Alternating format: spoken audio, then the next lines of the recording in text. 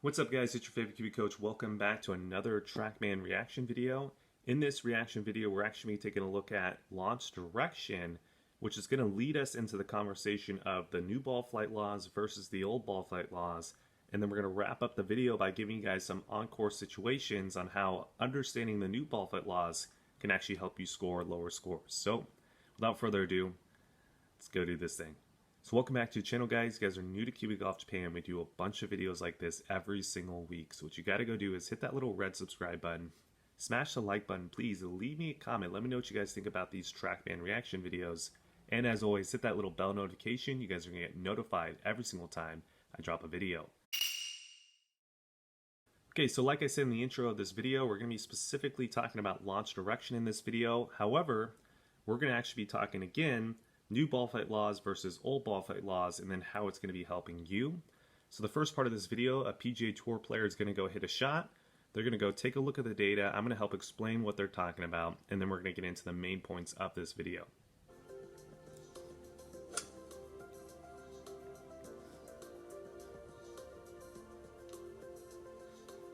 All right, Daniel, let's take a look at that last shot there. Those are some pretty good numbers. So, the first thing is we got a pretty good wind from right to left. So, that's going to push the ball a lot further left than what it would if it was calm out here. So we got to take that into account. But the thing that we need to understand is it's not going to affect what happens at impact. And it's not going to affect how that ball initially takes off. It's only going to affect the end result. So we saw that the ball went a little bit left of target line. But, if we look at these numbers, those are actually really good draw numbers. So we had the face angle at 1 degree open to the target, and we had the club path at 4 degrees open to the target. So those are good numbers for a nice draw that's going to come back to the target line.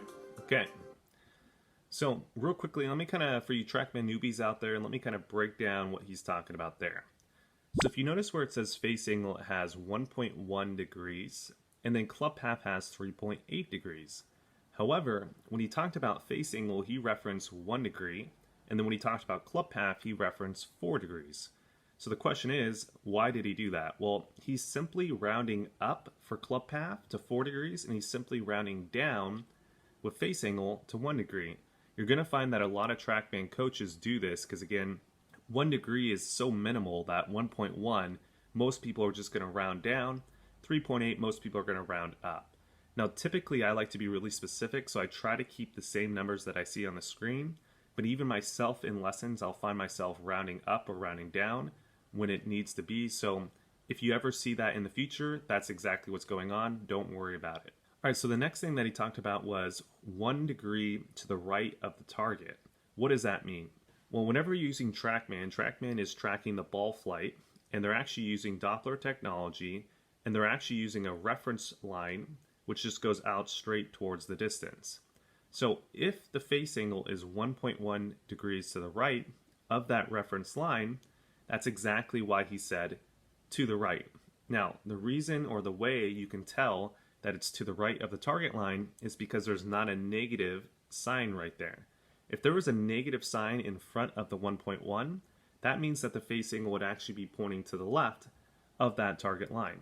Same thing with the club path. Because it's a positive 3.8 and there's not that negative sign there, the club path is actually traveling to the right of the target line. And that's how you can differentiate between the two. Last, you probably also noticed that the golf ball ended up quite far left of that target line that TrackMan is tracking. The reason because of that, and they actually stated this in the video, was because of the wind. The wind was off the right and it was blowing quite drastically. So the golf ball actually curved more to the left than it typically would with these numbers that you actually see here up on the screen. So if you're wondering why the golf ball went so far left, that's the reason. It was the wind. Without the wind, it actually would have ended up pretty close to that target line with these numbers. All right, so now let's transition into launch direction, right? So launch direction is going to be the initial starting line of the golf ball, and this launch direction for this shot was 1.8 degrees right of that target line. So it actually started a little bit off to the right of the target line. Now, this brings up the discussion of the new ball flight laws versus the old ball flight laws, and let me break this down for you. So with the old ball flight laws, they said that club path was responsible for the initial direction of the golf ball. So if that was the case, this launch direction should be actually 3.8 degrees to the right, or somewhere really close to that number. However, after using TrackMan, what they found was that the launch direction was always closer to the face angle than it was the club path. So because of that fact, we actually know now that the face angle is actually responsible for the initial direction of the golf ball. If you want to put percentages, it's roughly with irons right around 70-75. Driver, it's closer to about 80%. So again, the main thing that you should understand there is that face angle is responsible for the initial direction of the golf ball, not club path. So now for you amateur golfers out there, you're probably thinking, hey, Kibbe Coach, I really don't care at this point, and I completely understand. Let me kind of bring up maybe some on-course situations to where this actually might be applicable, and this could actually really help you out. So back when I was a junior golfer, one of the biggest things I struggled with was a hook, right? I tended to curve the golf ball too far off to the left. Now, having a lot of curvature is not necessarily a bad thing if you're starting the golf ball where you want it to start, right? Because then you can just align for the curvature and you're going to still hit your target. However, my issue was I couldn't get the golf ball to start where I wanted it to start. And I personally think the main reason was because I was taught that the club path was going to cause the golf ball to start where you want it to start, and the face angle was going to actually cause the golf ball to curve.